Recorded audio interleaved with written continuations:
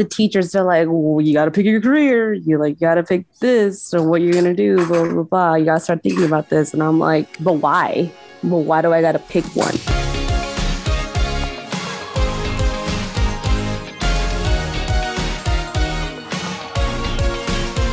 Okay, so I guess we'll just start wrapping it up. The one thing on here is the passion versus purpose. And that's really Max and I discussed about this in Awkward Tea Party, but I'm probably going to bring this up on when we do the other podcast. But if you guys have seen Soul, it's pretty much based off that.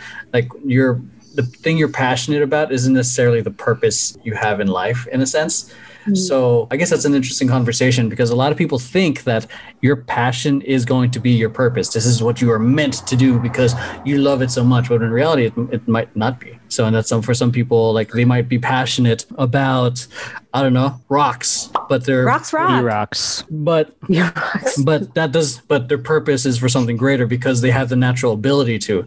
They might be, I don't know, their purpose might be meant to be a teacher because they have a way of speaking to the youth or teaching people or bringing people under one mission, whatever that is. That's you. So, yeah. One nation under Emroy in... All rise. But yeah, I don't know. It's an interesting thought because have you reflected is your passion really your purpose to be, or is it completely different? Because I've been reflecting on that more lately. So I think it just depends. It depends on how you're viewing it. I feel like we kind of groomed our next generation. You got to be passionate for one thing only, and then you can probably do that. Or you got to pick one and then do that. Rather is, I just know, just coming from my experience and my perspective on things, even growing up as a child, I was interested in everything. And I never wanted to do just one thing. Yeah. I just wanted to go to the next thing and the next thing because I love doing everything.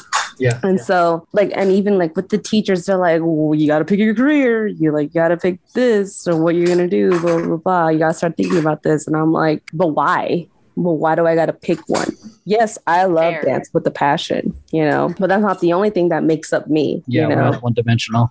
Yeah, exactly. So I like doing this and I like doing that, blah, blah, blah. So why can't I do all of it? And I feel like with the question of passion versus purpose, I feel it doesn't have to create that question so long as we start saying, hey, you don't got to pick one thing because you're not just one thing. You can have all these other things and you can pursue all of them. Yeah. Just doing it and it's all about just figuring it in a timely manner where you don't just study something and then study it for a little bit and then go to the next thing. It's no. If you really, really like this, you put some time into it. And if you want to go to the next thing, you can do that. Yeah. No dabbling. And I think no dabbling. That's different. But I feel like if you want to pursue different things, then do that with that effort, with that work ethic. It's not going to be easy, but it's doable. And if you want it, then it's attainable. I'm on I wouldn't say the opposite side of the coin. As when you said no dabbling, I love to dabble in things mostly because I love knowing at least a little bit about everything. Trying things. So most of the time it's just I can't, if there's something that I tried it, not good at it, but there's this one thing I'm I want to try that now. I'll go back to the other thing later and maybe be good at that later. But this thing right now, vibing with it. So I'll dab, I'm a dabbler, and which is why, I would be really good on a trivia team because I know a little bit about everything. It's probably useless information all the time, but it's good for trivia and maybe Jeopardy. Yes. I'll take the test at some point. Jeopardy. At the same time, I want to be in Jeopardy. But yeah, I don't know. I at the ripe age of 30, I don't even know what my purpose is. My passion is doing everything, is trying everything that I can. But as for my purpose, I'm why am I here? I don't know. Live, exist. For now, feel like I haven't found it. That's a thing. It might take years, in Soul. How old was he? 40? Yeah. Sometimes it takes. Night Jacks. It is 1 a.m. over here too. Oops. Yeah, I agree. I don't know, because when we think about that, as those who are curious about everything, I think of Leonardo da Vinci. Or the people from the Renaissance era. They were good at everything. Scientists, artists, sculptors, scientists, sculptors. Yeah, there you go. So it's Sculptist. sculptists. cult leaders. Emery Bernardo. No. Ooh, no, okay. No, because it's, I don't know, because I'm going through college, drop out. But no, I'm just kidding. Drop out. Everybody drop out. I did. No, going through college, like my last quarter of college, I was still doing both dance and this and like animation. And people were like, "Why are you doing both?" I'm totally mocking my teacher. Why the fuck not? You have to pick. You have to pick one. You gotta choose one. Then, and there was this, and then we were the first cinematic animation team in my last 2 quarters of college, and this one animator chick that we all had a crush on, like when she had a very snooty kind of reply to me, and she's like, "Why are you doing both dance? You know you have to pick one, right?" And I'm like, all right. Suddenly you're not so pretty anymore. Suddenly you're not that pretty anymore. Suddenly I want to like prove you so wrong and destroy you. Being an ignorant bitch makes you ugly. Not like that, but like I'll show you. I'll destroy her. I'll show you. I've always been passionate about doing art stuff, but like for me, I feel like as I'm getting older, I feel like my purpose, it's slowly unfolding, I guess, is to somehow be a teacher or stand and deliver the children. No, because a huge part of this is because I really like being a dad. And then once he's done, he's like, and he's a teenager. I'm like, all right, fuck off, dad. Once he's done. Once he's done. You're done. Once he's done baking. Yeah, I'm done. So yeah, like pretty much, like it's similar with when the junior team I used to teach. Like it was cool, like seeing how kind of directing them, even though I was kind of an idiot, not kind of, but I was an idiot. Like they still turned out really great, and I just like seeing the long-term impact of like somehow my teaching stuck, even though I was still unbelievable to me. Even though I was very offensive half the time, some of my teaching stuck. They were saying all these nice things about him. They're saying all these nice things about him. They were like, "Oh yeah, I still use some of the stuff Emery teaches us. You know, like in my career as what? A scientist. What? We're talking about the same Emery Bernardo. A scientist, or like a physical therapist. Like they don't really be physical therapists, and they're gonna start their own practice. Run Hulu. So keep going back to that. Oh my god, yeah. You taught someone who runs Hulu. God dang. Just like these kids came from you. You didn't fuck that one up? Even he can't believe it. He's like, wow. Emery once gave a kid outside of a store asking for money, $20, and said, "Hey kid, never give up on your dreams." That kid is now Bill Gates. Shut the fuck up. Drop out of college. Hey, Joey said something really good in chat. Yeah. He said, where is it? Purpose is what builds you. Passion is what you build. Boom. That's a load of shit, right? I'm just kidding. I disagree. I disagree. I'm going to play devil's advocate. And here is why. Why this is full of kidding. I have a drive. This is random too. Like I've even thought of opening an orphanage. Like, wow. Just because Eliza Hamilton? No, like just the fact that there's one. I think there's a saying that if you want to really leave a legacy and make an impact, Alexander Hamilton. It's oh fuck you guys, man. I am not throwing away my shot. You teach the kids because then you're implementing a mindset or a way of thinking or a perspective, and I like me being like I obviously like being a dad. Maybe like I can impact the youth who don't have parents. I don't know. That's just I don't know if I'm gonna do it, but just like a thought. Like maybe I can impact kids that way. I even thought about being a freaking English teacher or some sort of art teacher, a high school teacher, just so I can. I don't know. My captain. Be one of be Robin Williams if there were Robin Williams. Yeah. Oh, captain, my captain. Oh God, he's gonna fall. I'm gonna laugh so hard. We have to clip that. Somebody clip that. Somebody better be ready to clip that. Little shits. And I mean, I'm going off a lot. So, like, what about you guys? Your passion or purpose or porpoise? Purpose or tortoise? Turtles. I think I'm still figuring out my purpose, but going full circle and bringing back on dabbling. I feel like sometimes dabbling is necessary to find something you're passionate about.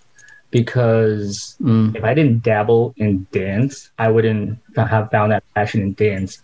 If I didn't dabble in photography, I wouldn't have found that passion for photography. Samesies. You know, so I feel like it depends on some people, because sometimes you wouldn't find things you're passionate about unless you try. You know, I mean, even marketing, this thing I do was part of something that I dabbled in. I didn't want to do it at first. I was just like, maybe I can be good at marketing, because I jumped from like major to major at a community college because I was like, I don't know what to do. I don't want to be a nurse. I don't want to be Filipino. I don't want to be a nurse. So yeah, like for me, honestly, like throughout like my high school, I knew what I wanted. Like my freshman year, I was like animator, done, and like and here we are now. Done.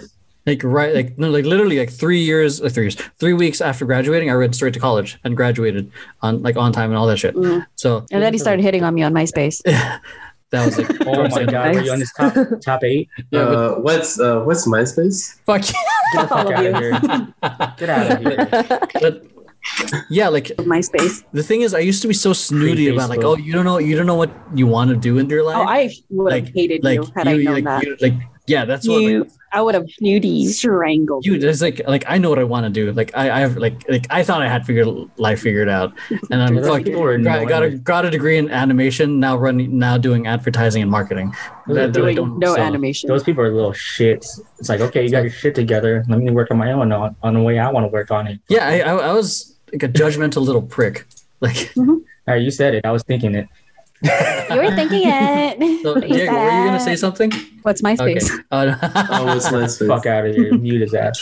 Yeah, no, because I think that's one thing too. Like with that, I think I think it's becoming more okay is changing your mind, trying and changing your mind, because it's like I think we judge everyone pretty hard. Like once you're set, this is what you got to be, and then it sucks to be boxed in like that, because then it feels like you have no options, or like these kids now have like an even safer space to fuck up, because like I think like our generation and then like the ones like before us, there was so much pressure to just excel at the first try because of like a lot of pressure from like family, friends, parents, educators, mentors. Culture, you know, it's the first culture. Kid to have a degree. First, like, you know, there's families that like, you know, they're the first ones to graduate high school. They're the first ones to go to college, period. It doesn't matter if it's real college or community college. Like it's real college, big boy school or whatever. It's, you know, there's just a lot of like societal pressure to excel at the first try for a lot of like our generation, and a lot of these kids nowadays, they're literally trying everything. Yeah. Like, you know, they can literally just hop on YouTube, try something, and then be good at it in like 2 weeks. Get an air flare, beat a B-boy who's been going at it for fucking 10-year-olds can do this on their face for 10 minutes. Meanwhile, when I was 10, my eyeshadow was like up to here and it was all blue. Or 10-year-olds. 10-year-olds doing power moves that I can't do. Lost me here. One eye was blue, the other one was green. Actually, I've done that. I've also done like all white and all black, and then I did the raccoon eyes because, you know, it's not a phase, Mom. Yeah, okay. It is. I got one that's similar to that. You had a raccoon because I mean, I feel like as far as passion, I've always known what I've been passionate about. A couple things I'm passionate about is obviously dance, gaming, wrestling, and like anything nerdy, you know.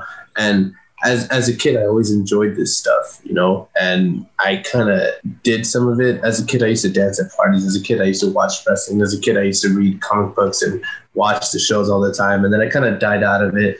And then later in life, I dove back into it. But then later in life, I dove back into it as an adult that actually looks into it and gets a passion for this, right? And I know I have a passion for this stuff because I can talk to you guys about hours and hours and hours and hours and hours about any of the topics. And I know I have a passion for it. So I feel like, you know, sometimes it just comes and finds you, you know, and when you find it, it somehow just stays and sticks with it. And to everybody out there who feels like they don't have a passion, and maybe you're in your late 20s, early 30s, here's a quick story. You got time. Here's a quick story for you guys. Batista was 35 years old. He was an ex-bodybuilder that became a bodyguard at a bar. At 35 years old, he started wrestling to become world champion. What did he do after that? He became an MMA fighter. No, MMA fighter. Oh, yeah, MMA fighter first. Yeah. Movies, right? Movies. At 35 years old, years old, he started, right? So it's never too late. Here, a second one. Diamond Dallas Page, 35 years old, once again. DDP. Bam! The king of bada bing, the master of the diamond cutter, DDP, was 35 years old when he started wrestling, right? Became world champion. Boom, wrestled. What did he do when he left? He became a yoga instructor. He became a yoga instructor and like sold DVDs. I've done DDP yoga. I've done DDP yoga. That shit hurts. It's actually really good. It works. and he the diamond push-ups.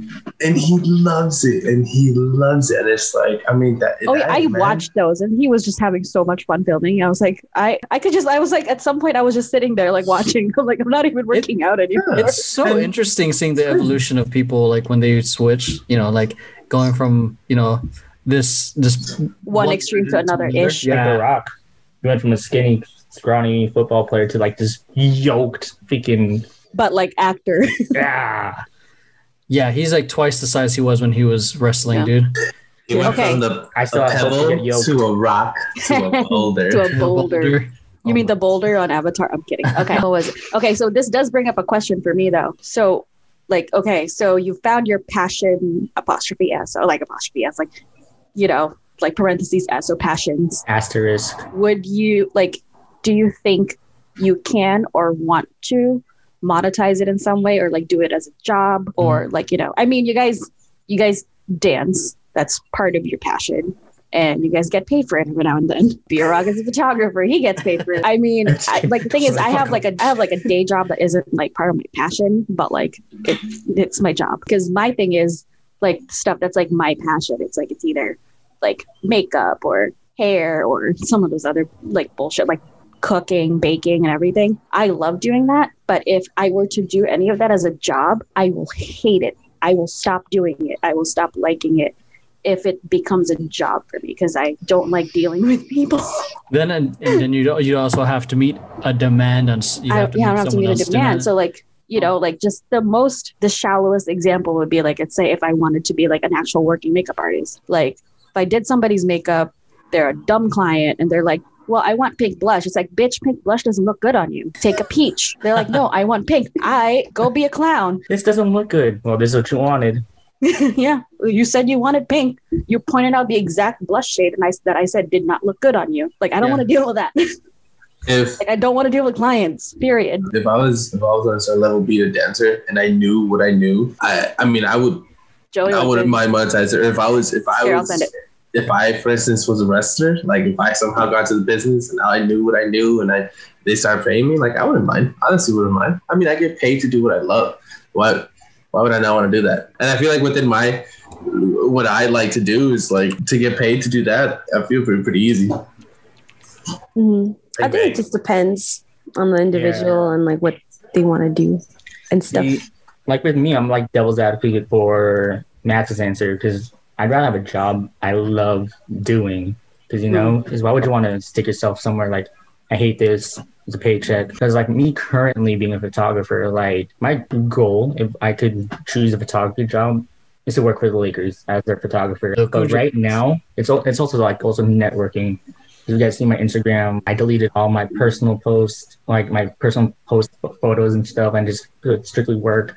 So like my Instagram is just Twitch related and photography related. Currently at work at Universal, I network myself out, getting to know people in higher places, to see if I could do photography during their Halloween Horror Nights promotions, or hitting up my friends that are Jabberwockies. So when they do Horror Nights, I could take photography for them, and hopefully that could branch into something else. So it's what you put in your passion and what you want to try to get out of it, because end goal for me is Lakers.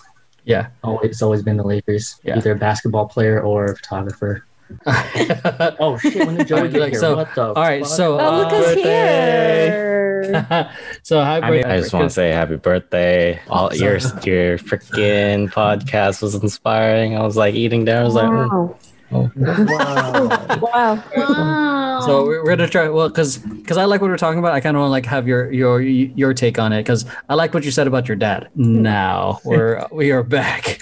All right, so Get that? Whoa, what? Diego, What you look like Joey, happened? Diego. What happened to What? what? What happened? Joey, were you there the whole time? I was here the whole time, man. What the He fuck? was. Like, Wow. y'all were just dreaming. Joey's been So- here this whole time. Before we did the break, we were talking about passion and purpose and all that. So like, I'm glad Joey hopped on because he shared something really cool on the chat. So I'm glad you're able to share that. So if you want to like share your 2 cents and whatnot, feel free, No. man.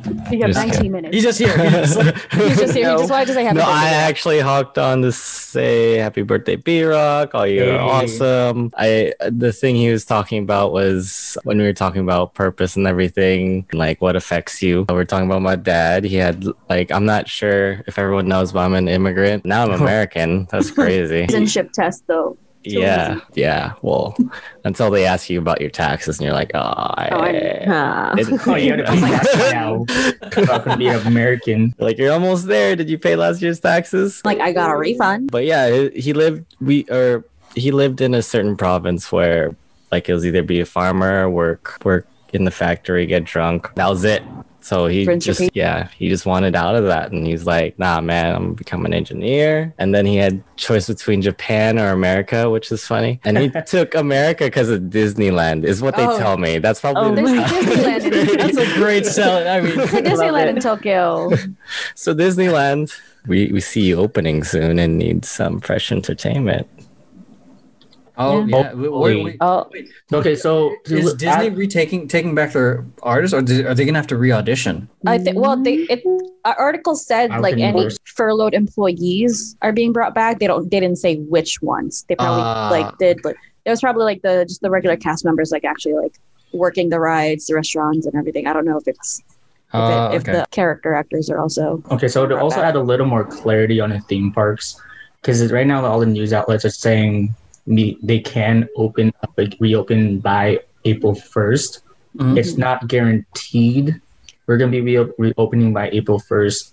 Disneyland said late April, probably. Maybe. Because starting April 1st, if we're in the right tier, that's when we can start looking at reopening. Mhm. But at the same time, we haven't been to work in over a year. So, and there's going to be new protocols. So there's going to be at least a month of retraining everybody Training, yeah. Yeah, and yeah. getting everyone back and figure out what can be open or cannot, or what needs to be adjusted. So if anyone in What chat limited watching- capacity looks like. yeah. Yeah. So if everyone's seeing like, oh, theme parks reopen by April 1st, Don't get think of- excited. yeah. So Mm. Keep it in your pants. that's why I'm like, everyone talks to me like, oh, you have to get to go back to work next month. I'm like, hopefully, April Fool. maybe. Oh my god! Imagine. like Not working. I'm gonna use that shit. But- I guess to go back into the whole passion thing, because like I'm of both minds, because when I was a working dancer with antics and just touring and all that stuff, I didn't train that much outside because it became work. I was like, I'm just gonna practice that rehearsal. And even when I was dancing with someone like some really amazing dancers, I was dancing alongside B-Boy Crumbs, who was like a freaking legend. And like and all he was to me was the cranky A coworker. the cranky OG. But He was a coworker. but looking back at it, I was like, fuck, I was dancing with Crumbs. You were dancing with Crumb. I should have picked his brain instead of like, that's it can easily, I guess it depends on the drive too, because once people start earning money, like for example, some NBA players, once they make it, they probably don't work as hard as they were in college because now they're making that coin. They're making that coin. So, but at the same time, like I enjoyed the performing part and touring part, but not so much the rehearsing part. Probably because I was like it wasn't the best rehearsals all the time, but it wasn't as dancing wasn't as fun. So I can definitely empathize with that. But at the same time, at the end of the day, like I guess it ultimately comes back down to like finding the process you don't mind getting lost in. Yeah. Because sometimes when you find your passion and you get monetized, maybe the monetization part of the passion just sucks shit. So it's maybe it's finding something else where you don't mind getting yourself lost in all the time, and the byproduct is the money, is the key, is I guess the unlock. Yeah, your story kind of like triggered another memory that I had with the like having a passion. It kind of, when I was in Versatile, we had like our weekly rehearsals, right? At some point, I started like hating it, and I started like, this is starting to feel like a job, or this is starting to feel like routine. Like I have to do this. Like I have to do this. Like the kind of like the love for it was kind of like seeping away, and I was like, I don't want it turned from I want to go to I have to go. I have to go. Yeah. And I remember when I was having this discussion with one of my mentors, she was like, why did you feel that way? Because I told her about it. I was like, I don't know. I think it was just because of the fact that something as dance, that it's such a creative craft and a very like, you can do anything with it. When you put it in a like container and constantly do that same routine, it doesn't make it feel as it should feel, or I should be feeling this way. And so I ended up telling her, like, I think it was just when I started connecting more with my friends that I was training with, like, oh yeah, we don't like this together. So we start making our own little training things, like, let's take what we learned in rehearsal and how do we apply it in a freestyle round, or how do we like do something else with it? So when we started having more variety in training in our rehearsals, it was like, yeah, okay, now I want to go because I don't know what to expect, kind of thing. Yeah. So yeah, I just remember having those times where it's like, oh, I have to do this. Like, oh, I have to do this. But then like, I feel like those can be just phases. I don't know for everybody, but I know for myself, I can go through those phases of like, oh, I have to do this. Yeah. Go ahead, Joey. It's weird because I was thinking about this in the shower like 2 days ago. Shower thoughts. Our shower thoughts. Thinking is done in the bathroom. Because I started out in like taking pictures. I started out like learning analog photography, and then going from there, I took it from like junior high all the way to college, and now I do a lot of video. And I was thinking, like, every time I do go out, take my camera out and just take photos, I'm in my like own zone, I guess, versus when I'm doing video. Like, I love that too as a passion, but then it's a type of zone where I don't mind having guests, which I feel like changes the way I think about it. Because I used to do pictures for jobs, but now I don't want to do photography for jobs, just like you guys are talking about. Just because like I feel I don't like taking pictures of people too much, just because I want to take a picture of what I'm currently, like, my creative process is saying to take a picture of. Yeah. And then videography is totally opposite, where it's like, I let them in, I let them like bounce off you, you can bounce off them, because I guess it is kind of like a duet with film. Collaborative work. Yeah, collaborative, yes, exactly, thank you. So that's crazy, guys. Second thought, that dent behind Rosie, I thought there was like a stain on my screen. God. It's on your right side. Oh, yeah. Okay. That one. That one looks like when you spit on your screen and you're like, just wiping my screen. If you go back like 10 seconds, we'll see me go. I mean, I can understand where Joey's going with the duet part, working with people in videography, because it's also the same when I do my photography. If you guys just wouldn't see how I work during at least like the rooftop shoot, I'm not just telling so-and-so like, all right, go here. I'm like, oh, we could go here. What do you think? Try to get in their head what's the vision that they want or are trying to put out, and trying to what do you want to look like? Yeah, trying to work on putting what they are visioning out with my creative process and collabo with that as well. So, because I hate doing photo shoots where the model you're the one doing all the thinking. It's like, how should I pose? How should I do this?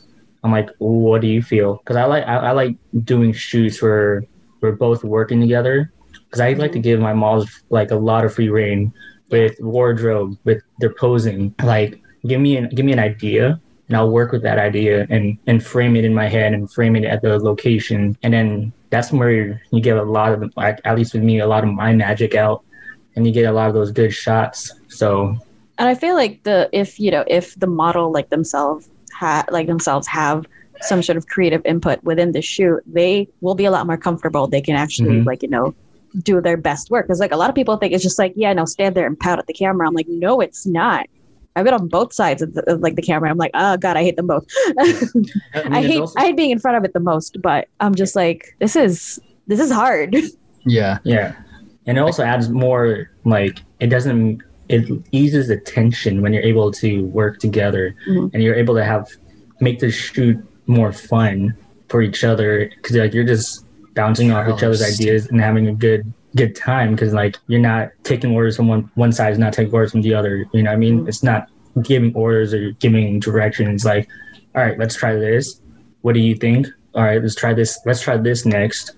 Oh, it didn't work, cool, you know? It just makes it like an easier working environment.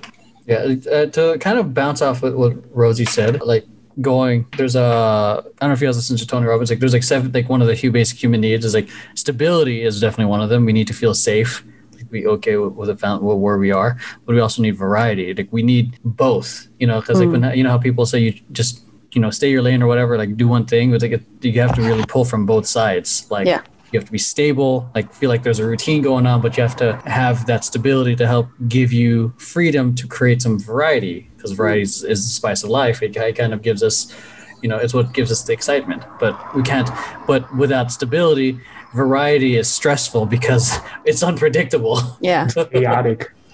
So organized chaos. Balls deep in that. They're like, full chaos. Let's go. I mean, yeah, like for example, like there's those people. Like there are people that are just like straight up living like, you know, chaotic. Live life by the moment, man. You know, I live my life. Those are the ones that have money to fall back on. Then you have accountants. Just kidding. Okay. First, like I wanted to be an accountant when I was like in kindergarten. Like for a long time, I was like, I'm gonna be an accountant. Since kindergarten, I wanted to be an accountant. This is how boring of a child I was. I'm a fucking nerd. I was just like, I wanted to be an accountant. I want to be an accountant. I'm good at this. I'm good at this. I'm good at this. And then I got to college. I'm like, I don't want to be an accountant. I don't want to do this. I don't want to be a nurse either. And then like something that like Rosie said about like finding something within that process, like when you start to like hate it, like when it starts to become I have to go, like finding something within it that like, you know, isn't that like, because like with like I have like a day job and it has to do with marketing, which, you know, which was something I kind of got into. I wouldn't say it's like a passion, but you know, I started with like my marketing job at my place of work, where it was all grunt work, it was all intern work essentially, and I'm just like, you know, I was like, I hate it, I hate this, why, and then you're like, you know, and then kind of like months passed and they were like throwing me like, oh, do you want to go to the event and take photos there? I was like, okay. And they were like, oh, and there's going to be another event. Can you take photos, but also maybe throw in a video too? I was like, sure. I was like, okay, like I like these. And then, you know, like more and more, they're like, hey, can you, you know, as people were either leaving the job or people are getting pregnant. So there was a lot of maternity. Yeah. There was a lot of maternity leave covers that I have to do. And it's like, you know, then they pulled me into like, you know, can you design the whole catalog for us? I'm like, excuse me. I'm like, hot. You said what? Hot. I went from like put these calendars in the little holders in the locker room to design the whole catalog because 2 people are pregnant at the same time. Damn. I'm like, okay. With the same guy. Shit. Thank you guys for letting me join again. Of course.